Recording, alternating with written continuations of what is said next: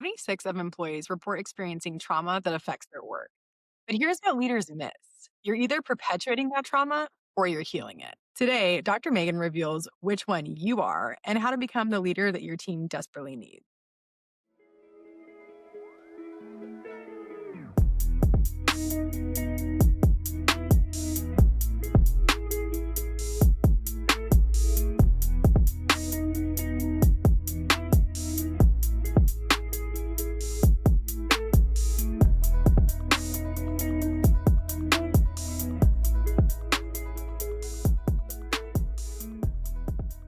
So, on the show, we've got Dr. Megan. She's a leadership professor, specializes in trauma informed strategies. So, welcome.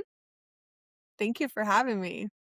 Absolutely. She's the founder of The Faithful Leader, which I'll have that information down below. But she's going to go over three things today. One, it's how trauma shapes workplace behavior. Two, she's going to give you strategies to actually help your team because guess what? Everyone has trauma. And then three, some really surprising neuroscience hacks that can transform even the most toxic environment. Don't have time for the whole podcast? Check out the additional topics Dr. Meg discusses, including how to be a healing agent, recognizing triggers, tools to have tough conversations, and an easy model that you can try today to process something tough. All right. So, Megan, I'm curious when you tend to talk to leadership experts, they go over strategy and metrics, but you focused in on trauma. What led you down this somewhat unconventional path? It is quite a journey in and of itself, but I have looked at a lot of research, hundreds, I don't know, maybe thousands now of research articles, and it's really focused on the traits of leadership and a lot of outward behaviors. And then looking at these behaviors that we don't want to see. So there's a whole realm of research happening with toxic leadership and the dark side of leadership, traits that we don't want. And I had a lot of conversations with different people, my own personal experience, and that led to focusing on trauma, mainly because I wanted to look at what is going on inside of a person that is driving those behaviors. And it really went further back to my dissertation that looked at the mindset of a transformational leader and the habits of thinking. So we have all these thoughts, we have values, they align with our behaviors, and what is going on internally that can maybe mess up in us, like mess us up. We're all messed up in some way, form, or fashion. Let's just be honest. And so if you're so focused on behavioral modification and not inward transformation, that's where the disconnect can happen because for a time you can perform and maybe put on the mask and fake it. There's a lot of this saying, fake it till you make it and stuff like that. But we don't have to in leadership development whenever it's really rooted in our internal health and in our actually going all the way to our soul, right? But we understanding what's happening with inside of you can help with understanding how you are leading and Mm, how you're responding, or maybe responding in a healthy way or reacting in a negative way. I love that. I really keyed in on the concept of that behavioral change versus the transformation. And I have heard you talk about this concept of a being a healing agent as a leader. So I've done a lot of leader training in a variety of, I would say, areas. Never heard anyone tell me I should be a healing agent. So I'm curious where that comes from and why you think it's so important. I mean, you definitely mentioned probably every workplace is messed up, but how can you explain a little bit more on that? Yeah, healing agent is just something that came to me. I'm sure somebody else has used it before, but I'm all about the change agent and creating change in the workplace. And it really came from that aspect too of, well, what if we are a healing agent, as in we hold space for others and allow them to process in a safe way?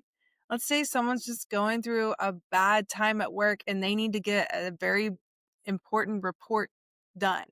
And they are struggling because their mind is focused on maybe something that's happening. if you can just hold space for them and really care whenever you say, "Are you okay? Is everything going all right?" And just let them talk, not interrupt, but we have to be able to hold space, and in order to hold space, that means that you have to be emotionally healthy to do so. Mhm, mm, Because if we're triggered by their pain, or if we've been taught in our childhood or growing up that it's wrong to feel all the feels, mhm, and even inappropriate to process at work, then it might be hard for you to hold space for someone else. Or I've also seen, and I've done this myself, we all have our challenges as leaders of wanting to fix the pain of someone else, or even like rescue them out of it with a, well, at least this isn't happening. At least it's some kind of positive that we're trying to pull out, whenever they just need us to stand beside them, to listen, and to walk with them. And then a healing agent means that you're not the fixer. You're not going around fixing people. You're letting them be in their process, and you are guiding them and leading them and developing them instead of just dismissing them because maybe they have some difficult behaviors. So we don't look at the behaviors, you really look at, okay, well, what's happened to this person, or what are they going through? And what are they carrying in from maybe a previous leader? Especially if you are a leader. yep. They may just not trust you because they had a previous leader that did them wrong and that hasn't been dealt with. Yeah. Well, I start to picture in my brain, a workplace scenario. And it's interesting because you have multiple variables that are going on, right? So you've got the individual that potentially has had stuff happen to them. And then you've got the leader that has had stuff happen to them. And so you mentioned triggers, and it doesn't have to be something big. But the example I kind of thought of was someone maybe not paying attention to me. It's annoying to me. It makes me very upset. It takes me to another level. And if I'm not aware of that and potentially take a moment to step back, then the way that I approach that person is going to be totally different than if I say, "Hey, I noticed that you're working on something right now. What's going on? Because I need your attention right now." But I've found that it can be very tricky because you're automatically jumping to an assumption, like you're looking at someone's behavior and you're making the assumption about what they're doing. And so that's happening on in both directions, which can create a really like horrible dynamic at Oh, work. absolutely. Both ways. Yeah. Yeah. And I've probably been that person too, if, especially if your brain is preoccupied with maybe a deadline or something that needs to happen. Yeah. Yeah. Even saying the words, "Are you available to be present?" Mhm. Mm, yeah. And also too, like there can be times where either you as the leader or the employee are acting inappropriately, right? Like there is something that is not correct. And I remember my mom always said there's reasons and there's excuses. Well, I mean, there's reason why they're acting that way. It doesn't exactly excuse them. But when I heard you talking about giving space, it's trying to separate that for a moment and say, okay, maybe if we can walk alongside this person just for a moment, we can break out of whatever pattern that we're in. So I'm curious though. So if you're a leader, how do you unknowingly, or maybe, yeah, how do you unknowingly potentially trigger issues in the workplace? I mean, we probably leaders do it all the time, unknowingly, because everyone's bringing their stuff. I mean, for Mhm, example, I things that I will not get upset about do not even bother me whatsoever. They might bother you, or they might bother mhm, someone else. I mean, it's all built on our experiences. I remember mhm, one time I, uh, I was actually going through my dissertation, and I explained to every class that semester that this was a lot on my plate. I even explained, all the things because sometimes even as a professor, there's misunderstandings about all the expectations and things that we have to do other than teaching. And I Mhm. had hundreds of students and Yep. I let them know, and I said, "So if I see you in the hallway and I'm not my chipper self, it might be I am internally in my head trying to work out some kind of calculation related to my dissertation because that's where my focus has to be because I also had a 1 year well, I he was gonna say, was you had a very young yeah, David very young was child, and oh that my means god. that you only have a certain amount of time during the day. My husband's a first responder, and even setting that stage of, "This is just what's going on right now. So Yes. if I do not see you, please do not take it personally, or Mhm.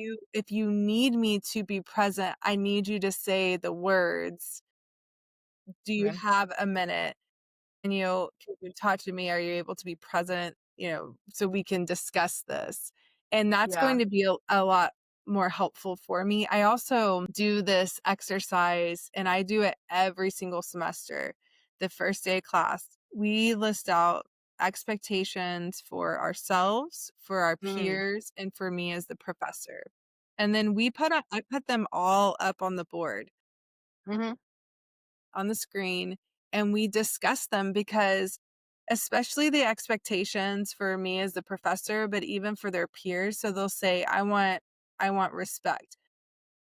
15 people might say respect. There might be 15 different explanations for Mhm. what respect means for them. Mhm. And then we have Mhm. the conversation of we expect perfection every single Yep. day. Like, do we expect everyone to be at 100% because that's unrealistic. Yeah. So having some of those conversations that we are humans, we're not machines. And one of my mentors, she said this one time, and I took it I took this practice as well in communication, and she even said to her people that she was leading, "I am not going to intentionally try to hurt you. Mm. Mhm. If there is an issue, if I do unintentionally hurt you in some way, please have the conversation with me." And I started doing that, and it was pretty impactful, and it Mhm. really brought down the barriers because then you Okay. get into something called like I like to call it, and it's through our Habit Finder coaching group that I'm a part of, and it's intrinsic validation. So that means you are intrinsically validating the other person while also communicating that we're both human. Yeah. Oh my gosh. Well, it popped in my head, assume noble intent. I had a leader that always said, I assume noble intent of whatever you do. And then vice versa. I'm asking you to assume noble intent. So if we close up this first kind of thought about how trauma shapes workplace behavior, what I'm hearing you say is one, I need to be aware that everyone has it in different levels, but those hurts, those things that can potentially cause us to act a certain way. And we know communication is always going to break down. So I just love the strategy of sitting here going, if I can openly communicate that conflict is going to happen, you've lowered the barrier and you've started to create an environment where potentially you can get to that understanding. I may still feel like I didn't do anything wrong by typing on my computer when you were talking to me because I was taking notes. But the fact that you shared it with me, one, I'm grateful for that. And two, I know I can make that adjustment. But that is where it goes full circle because I'm sitting there going, if I'm not healthy, then when you correct me, I feel like it's an attack on me. Or when you even, not even correct me, you just share, hey, Liz, it really annoyed me when I was talking to you and you were typing. And I get defensive and I go, well, man, I was taking notes because that's the best way to retain information. And now I've just increased that barrier instead of decreased it. Yeah, I mean, that's a really good point too. I whenever you were saying that, it reminded me of the habit finder again because Mhm. we do a lot of things like in our Actually, unconscious. doing the habit finder? I'm sorry, Yeah. yeah. I No, don't it think is. people are familiar with it, so Yeah, thank you for that because I've been with it for 10 years now. I amazing. love personality assessments. Personality assessments are great. They Yeah, it's help people us learn about ourselves. The habit finder is more of a rank order, as in it will give you phrases that you rank from good to bad. And what it's doing underneath is looking at your habits of thinking in your inner world and outer world, and if they're supporting or sabotaging your behaviors. Okay. And it's based on formal axiology, which was Robert Math. Hartman. Yeah. That's what I heard was math. Very Yes. quantitative. A lot of math behind the scenes. No two profiles have been the same. I mean, we're talking millions of profiles now. Wow.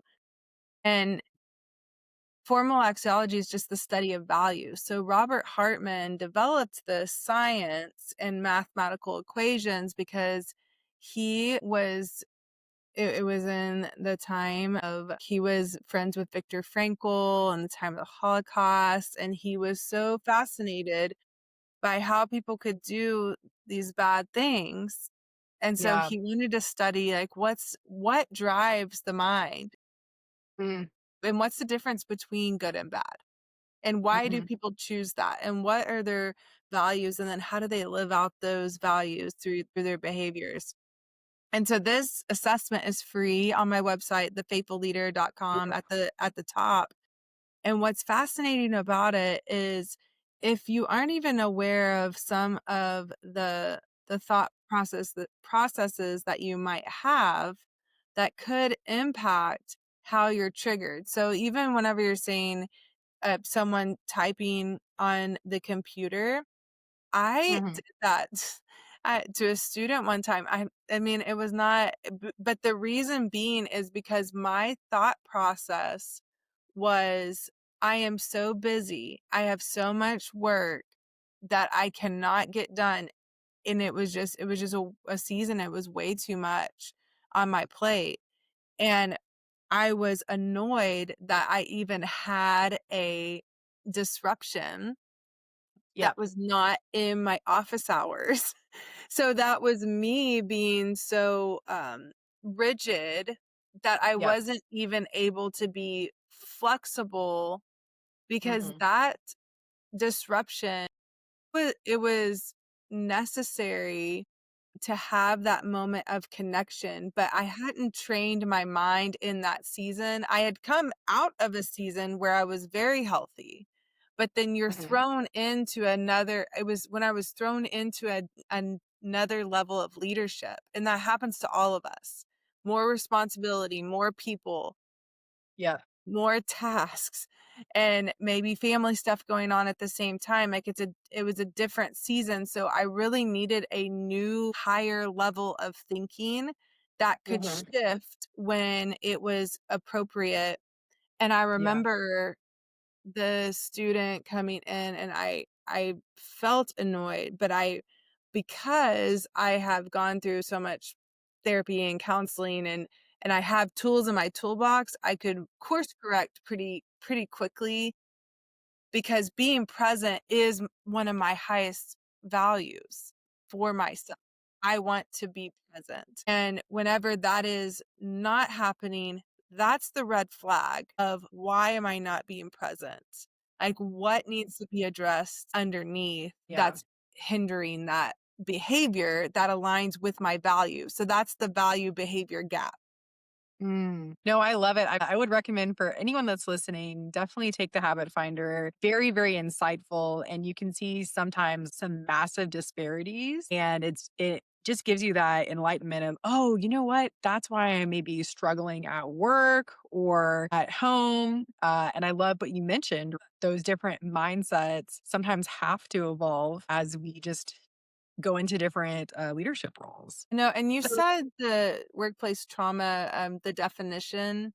yeah, yeah. Because I have that study. We're going through a study right now with with our team, and it's on workplace trauma. So it's a phenomenological study that it's a phenomenon, right? Workplace trauma is a phenomenon, and it's a way to sit with people's stories. It's a qualitative study. And we did so many hours, so many hours to try to find a quote unquote definition. And really the best one that we have come across, yes, it's the hurt that you said. It's anything that has been hurtful to us, because there's different kinds of trauma. But the Substance Abuse and Mental Health Services Administration, they had an expert panel that came together, and they didn't even say defines trauma. They just said conceptualizes it, because it is so Okay. individualized for every Yeah. single one of us. So it could be a conceptualized trauma as an event, series of events, or set of circumstances that an individual perceives as physically or emotionally harmful or threatening, resulting in lasting adverse effects on their physical, social, emotional, or spiritual well-being. And Mhm. that kind of encompasses all of it. But I would say during our research, there is a theory of workplace trauma by Black and Mancini. It came out in 2022, but they took the betrayal trauma theory, and Okay. that's really a parent-child relationship, Mhm. but they took it to a different level of where workplace hierarchies and leadership abuse, there might be favoritism, humiliation, intimidation. It's violating trust and causing betrayal trauma.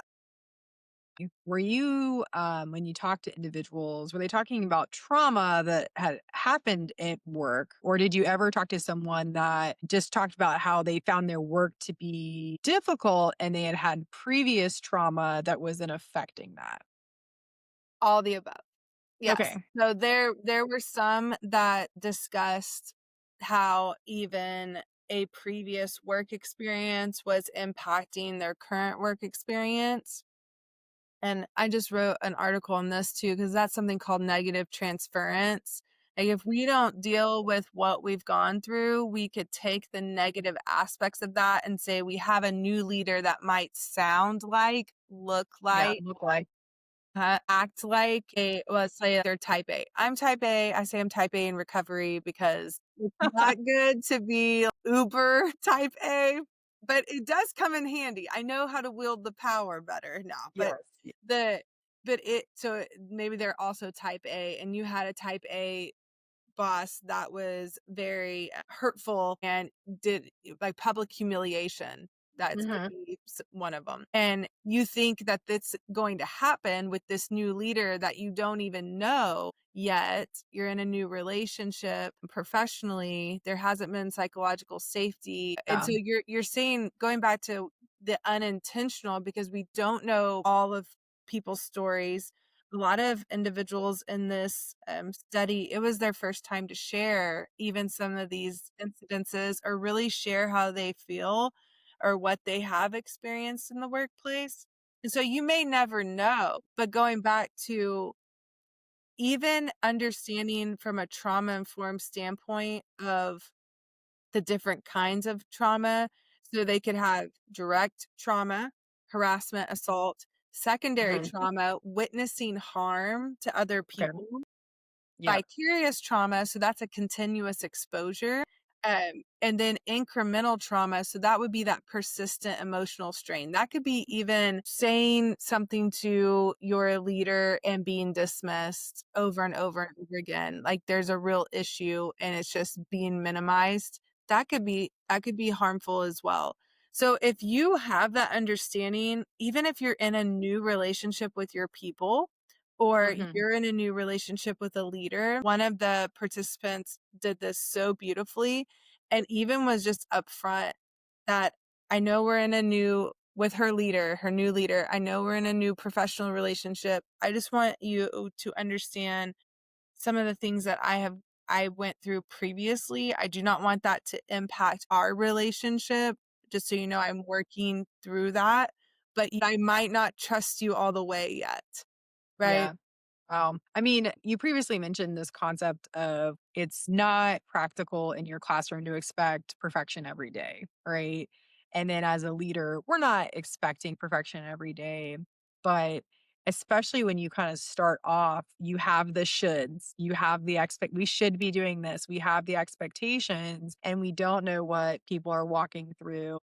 And yeah, I think that there's probably people that will look at this and go, this is soft, right? Like I'm not a counselor. It's not my fault that people have had trauma. It's not my fault the previous boss was crappy. I just need to move forward. And that's where your research on neuroscience is really helpful. So, can you walk us through a little bit about what happens in the brain and why, if you have that mindset, why you might fail, if you just sort of discard that and say, you know what, everyone has issues, get over it, or it's not my place. Like I'm here to do a job. I'm going to give you a task, and let's move forward. Yeah, and I totally get that mindset too. I'm an accountant. I'm actually going back to teaching managerial accounting in the fall, so I understand the quantitative side of things and even the suck it up and get over it. I grew up on a farm and out in the country, and that was you had to just get the work done, right? So we still have to get the work done. So it's a both and. But neuroscience is a hard science. Trauma does reshape the brain. It does intensify fear operating Mhm. out of our amygdala, where our emotions are driving things. So our prefrontal cortex in the front of our brain is not making the most sound decisions. It can alter memory and learning, emotional regulation. There was a study that came out that did these doctors did MRIs of the brain, and they found a smaller hippocampus in those who've experienced specifically childhood sexual abuse compared to those who had not. That doesn't Mhm. mean that healing can't happen. It absolutely can, but you have to know the strategies to move forward with that. And that can impact emotional regulation and learning as well. Trauma can impair decision making, like I said earlier. So you need your people to make the best decisions, right? I mean, in what organization do you not need that? Because the best decisions are going to link to more profit or Yep. to Strong hitting your investment.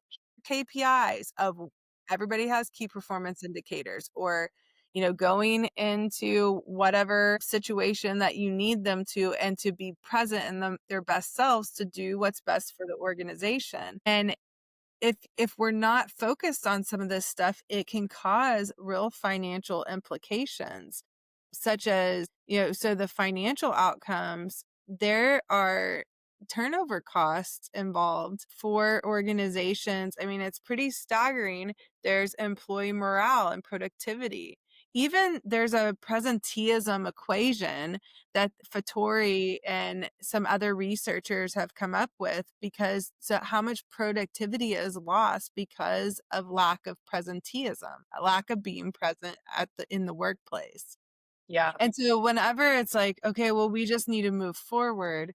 Well, if you can understand, I mean, all those was a honest and authentic conversation and holding space for someone else to just listen to them, just listen to them. And even those micro moments of connection like that can give you an employee or someone on your team that feels psychologically safe, that you understand where they're coming from. You may not understand fully, but at least you're like, "Hey, I'm with you on this journey. I understand that maybe trust is going to happen in a different way, but I'm committed to this journey, and I know that you can trust me because I'm safe and I have your back. I have your bestest interest at heart." I mean, what leader doesn't want to say that compared to, well, just suck it up and get over it, you know? Yeah. We should And do a it's study on that. Like no. kind of like talking, what's that one? I know it's probably pseudoscience, but where you're like talking to a plant and you're talking to the plant and like saying negative things to it, and Yes. the one that they were saying Yeah. positive things Speaking to it, life. it You're so grew. beautiful. Yeah. Look at your photosynthesis. Oh my Right? god. Yeah. Well, and it is something where you kinda have to take a step back, and go, "Okay, let me get over myself a little bit because this is the team that I have."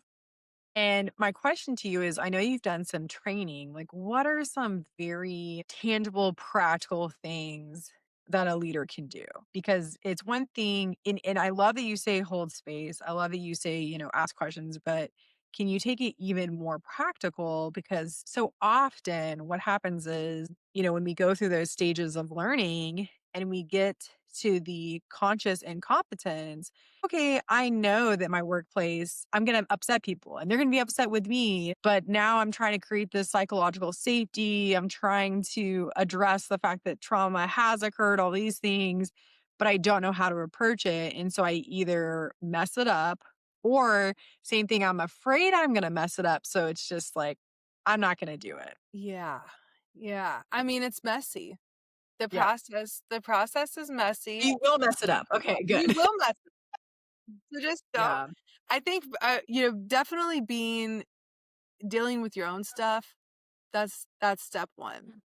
If you do not have a coach or a mentor or accountability partner where you are processing your own stuff in leadership, then you're going to get clogged up internally and you won't be able to have the emotional capacity to hold space for anyone else. Okay. And what would that look like? Is it just like once a week sitting there and kind of reflecting on the things that upset you and then asking yourself to dig a little deeper on that or Well, I have a new model. okay. All right. Of course. And it's yeah, because actually I've been working on this for years and years, and I'm about Mhm. to present it this week Mm. to a group of leaders. But it's called I've called it the Renewal Model. Mhm. It's 5 steps for you as a leader or anyone, really. Mhm. Because and this model is not saying that it's ever okay to be harassed or abused or these Yeah. extreme cases. This is just our daily humanness interactions that Mhm. really get our mind out of alignment. So to Okay. get back into alignment, I have 5 R's. It's a very simple process, but it's basically to renew your mind to get back Mhm. into the presence. Because Mhm. if you can be present for your people, and when I say those micro moments of connection, you're not a therapist for your people, Yeah. right? But it's that going back to that intrinsic validation of just a micro moment of connection. So that's Yeah. why being present is the most important aspect of leadership.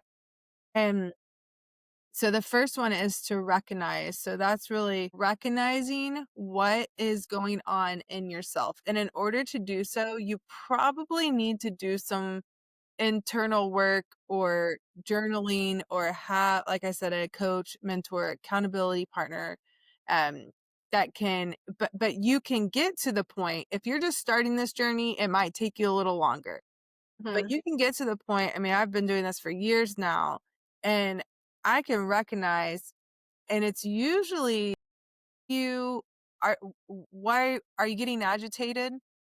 Right? Why recognizing that you're even getting agitated? Why am I being Okay. short? You Yeah. know? Why am I being it's usually with the people you love the most. So Mhm. that's usually a good barometer. Why am I getting upset about this? It's not even a big deal. So you gotta recognize that first.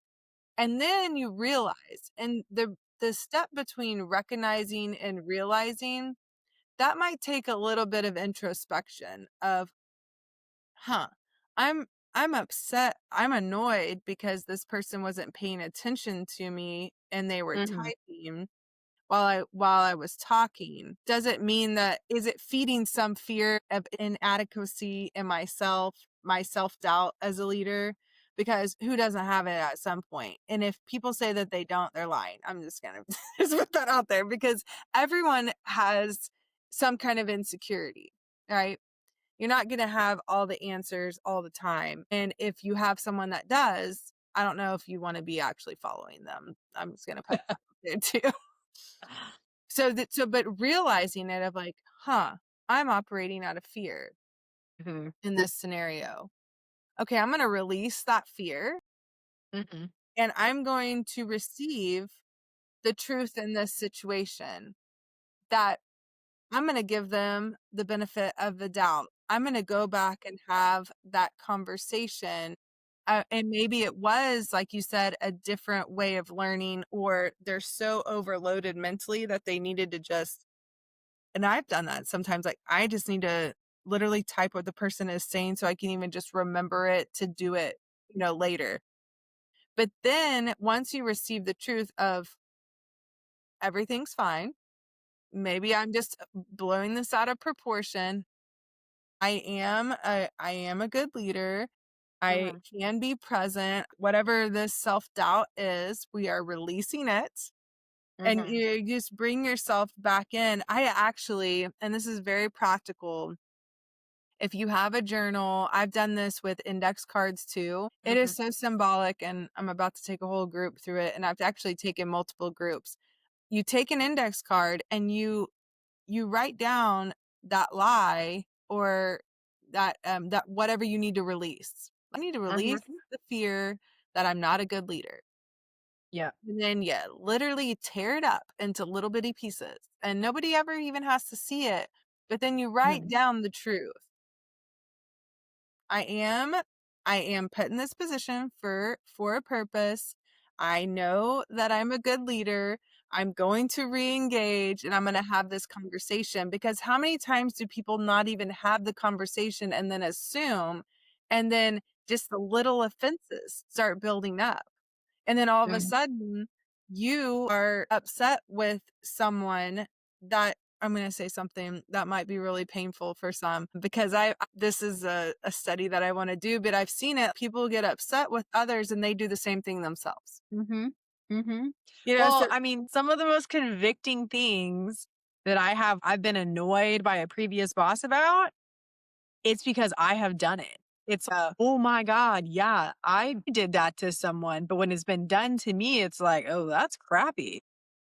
no, I know. Well, and so then that's whenever we can give that benefit of the doubt. We can give the grace Mhm.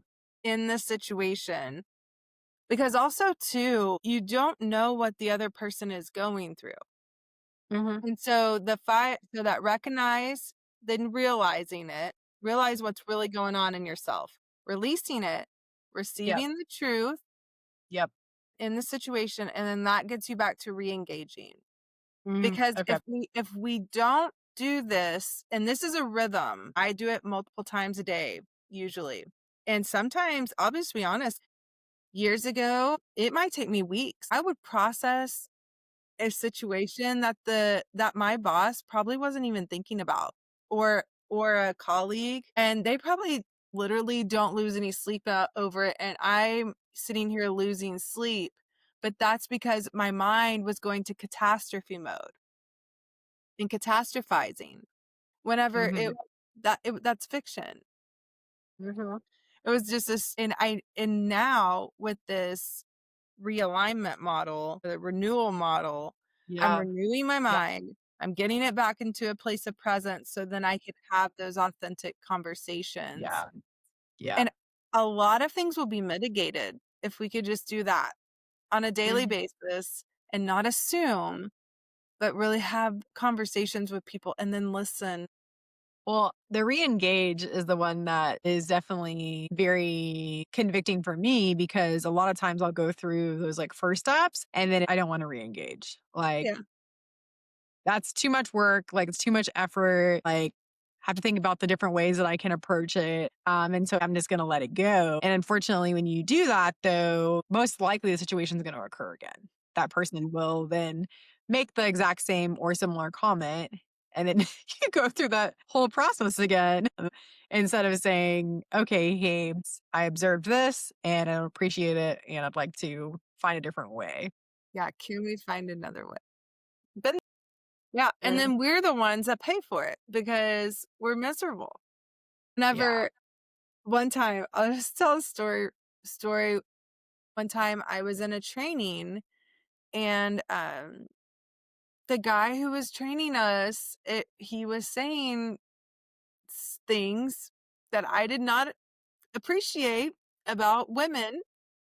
Mhm. And I went through this whole process and built up the courage. I mean, this was years ago, and I'd had the conversation with him, but I came from an aspect of when this was said, this is how it could have been taken. I mean, not Yeah. knowing, and I explained not knowing the stories of all the people in the room, how that actually is very degrading toward women, to utilize this certain example.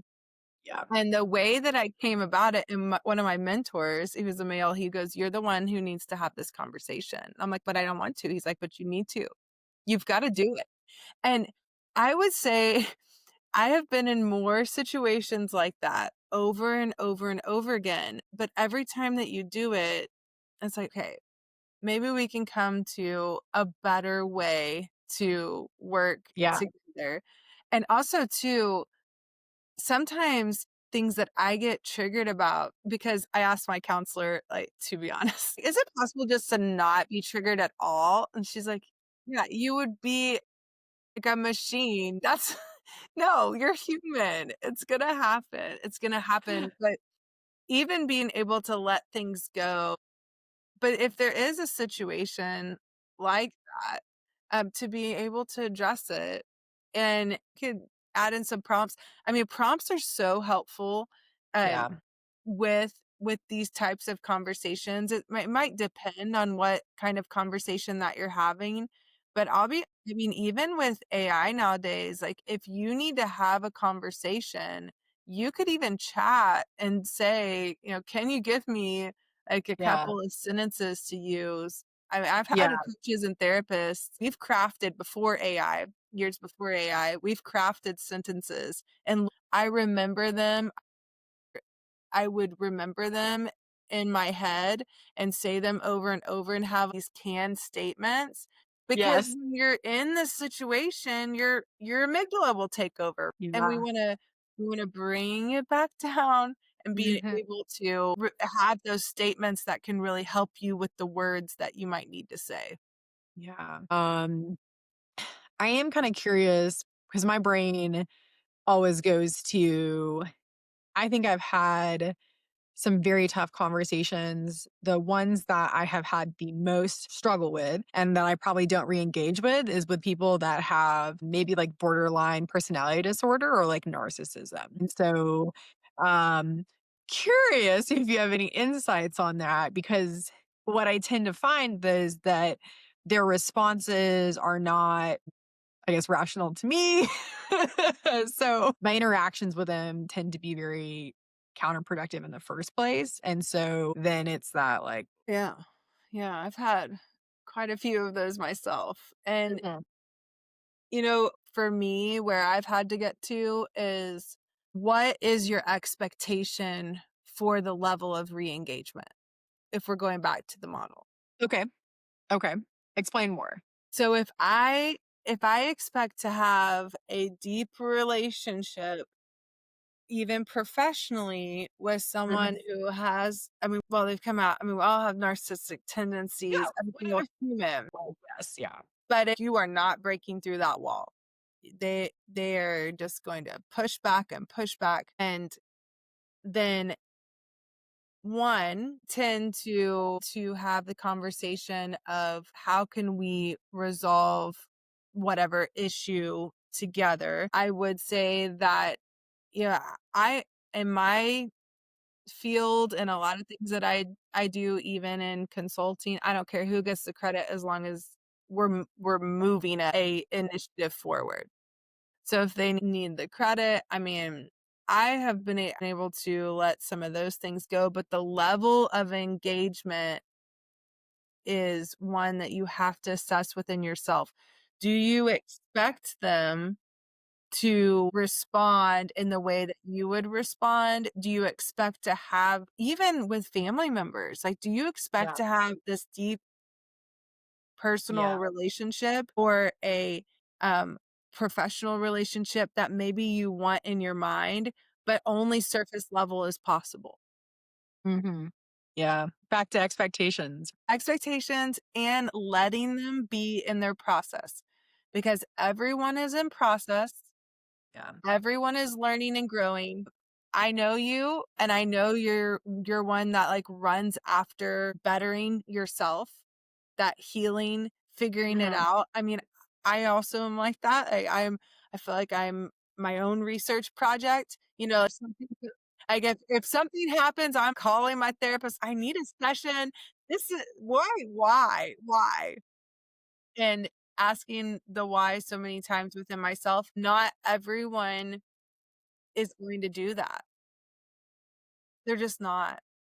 And so if you expect them to be at step each, let's say, in their healing and emotional intelligence and all of those aspects that we want to see, and they're just like so mature, but is it okay if they just move from step A to B? So Yeah. in the neuroscience of learning, you might want someone to get from A to H, so to speak. And like H is that optimal leader that you want, or optimal Yeah. employee, and you want them operating and productive here. However, the neuroscience of learning means that they have to create the pathway in their mind from point A to H. You Mhm. know how to get there because you've already done all the work, or Mhm. you've really honed in and had counseling and coaching and mentoring and training, and you're really challenging yourself. Well, it might take them a lot longer, or they may not get there. So what is our expectation? Mhm. We have mirror neurons, and everyone who's encountering one another, like, you will see. Have you ever noticed, like, how people will pick up on somebody else's behavior, positive or negative? We all do it. And if we're not aware, we can even pick up narcissistic stuff really Yep. easily if we're Yeah. surrounded by that. Yeah. So really then, if you are walking into an environment where you willingly know there's been hurts, there's been struggles, and you want to try to change it, what I'm hearing is one, I need to cage my expectation, but that two, it really kind of all starts with you because you have to set that tone. You have to have all those conversations of I may hurt you. There will be misunderstandings. Here's how I think we can have these conversations. And that's a very counter efficiency, effectiveness, metrics mindset that is hard, I think hard for a lot of type A people or people that just, you go to school and they say be a leader and be transformational and be inspirational.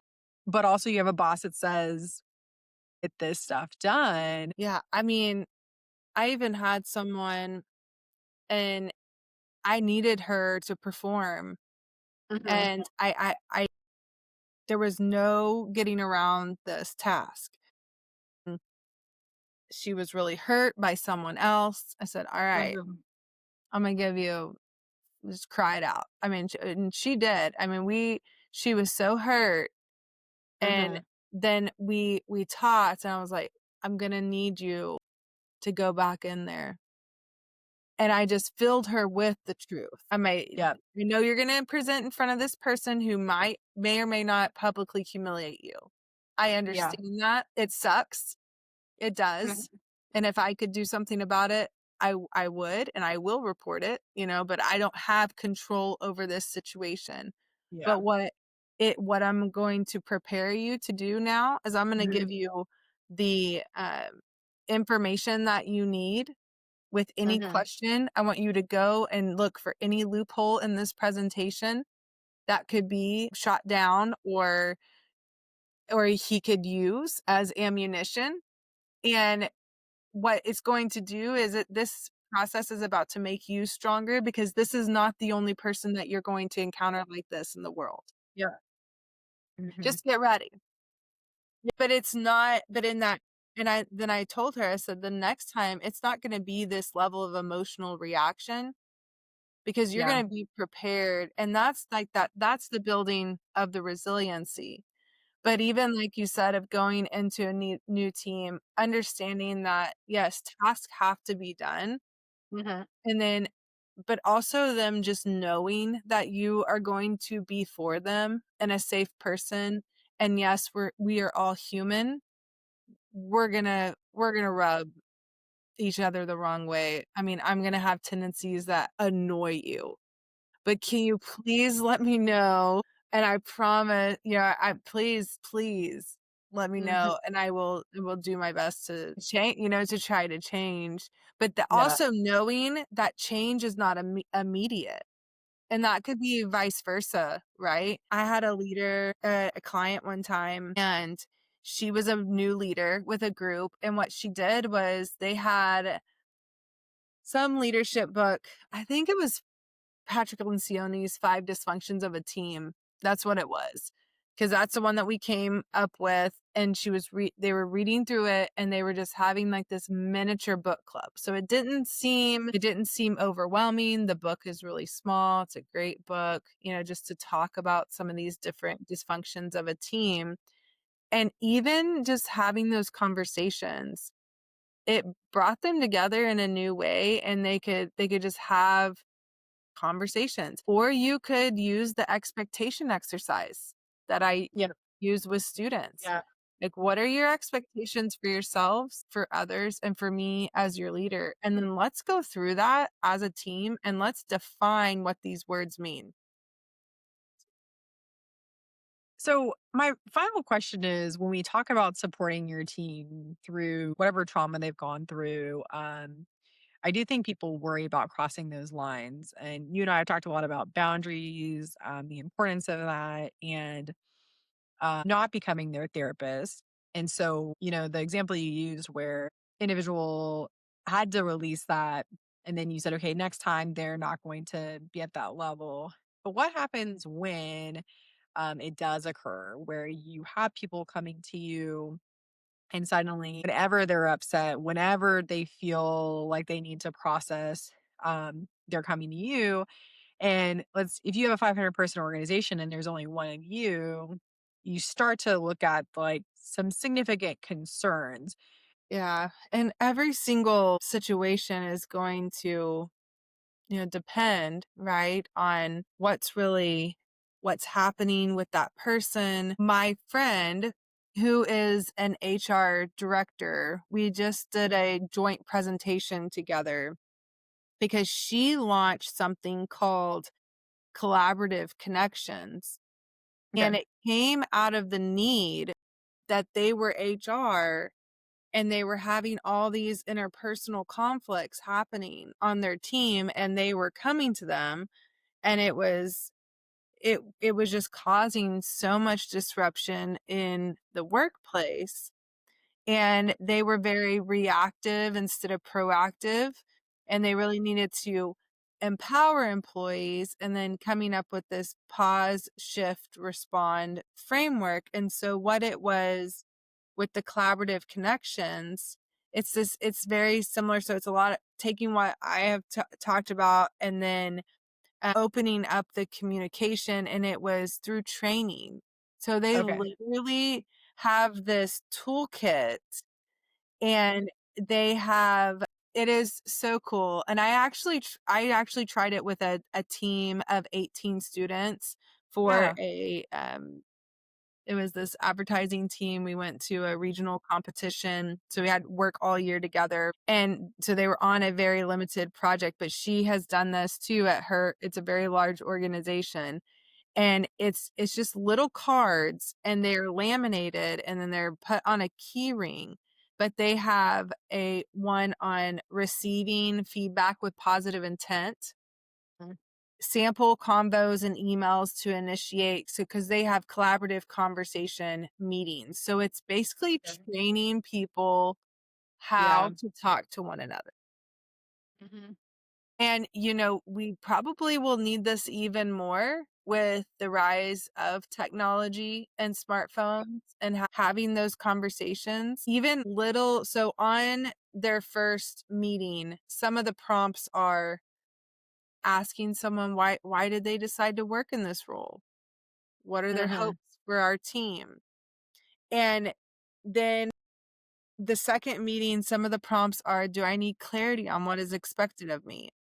What can our Mhm. team expect from me to help us do our jobs most effectively? Like, these are simple questions, and it does seem so simple, but Mhm. so many people do not have the verbiage to even have the conversation.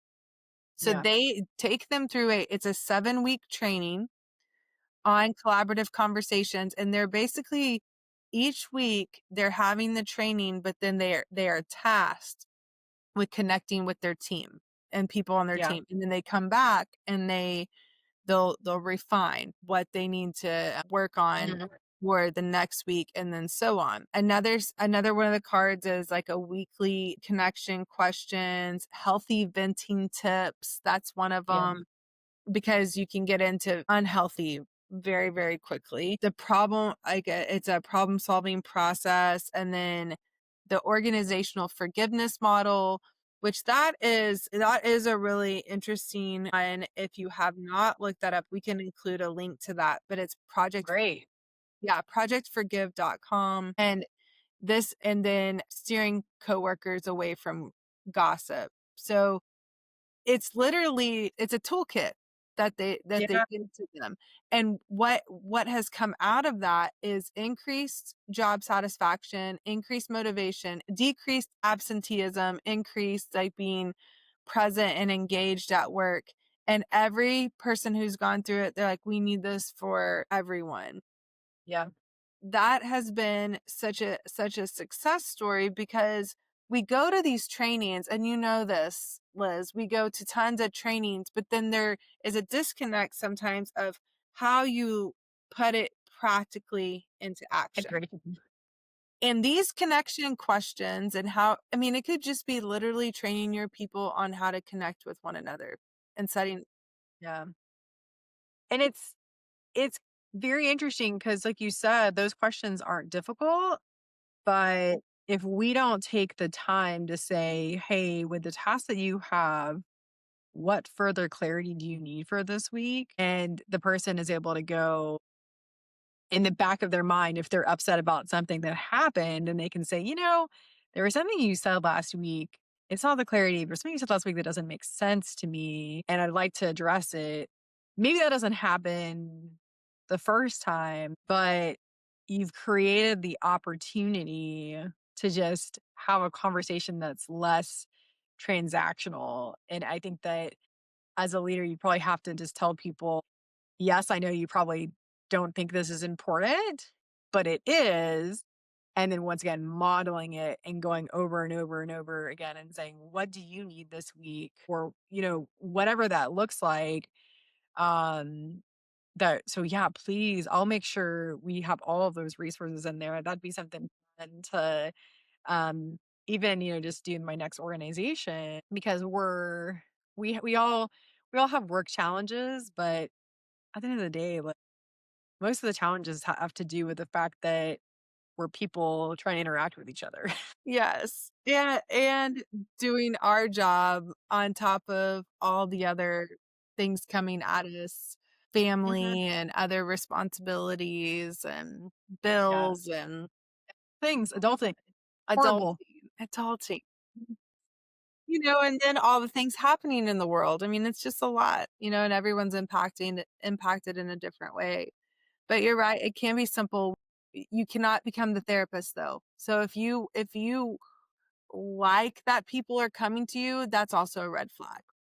Okay. Yeah.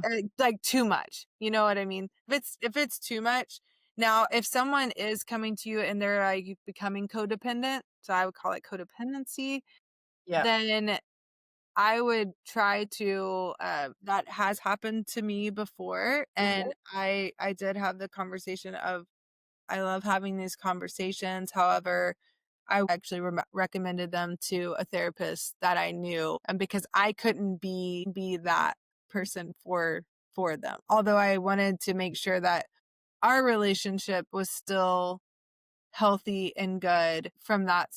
standpoint. I actually say this a lot. I'm like, everyone needs a 12-step program for something. Yeah. Yeah. Mhm. And Yeah. you're right. Yeah. Yeah. Well, Dr. Megan, I feel like you just gave us a master class in, leadership that heals. I really just appreciate your wisdom. For those that are listening, please check out thefaithfulleader.com. You can take one of her free assessments for the habit finder, and really just reach out to her if you have any questions. We are both alumni from Regent University. It's where we met. Was our first year of residence. But I've learned so much from you, and I know I will continue to, and excited to see where your research goes next. Well, thank you for having me. I obviously love you so much and have learned from your leadership too. It's great having other leaders that are friends that are doing this work, and it's very important and valuable, and I know that you're changing lives through this podcast. So, thank you. Yes. All right. Until next time, please subscribe and share with someone else.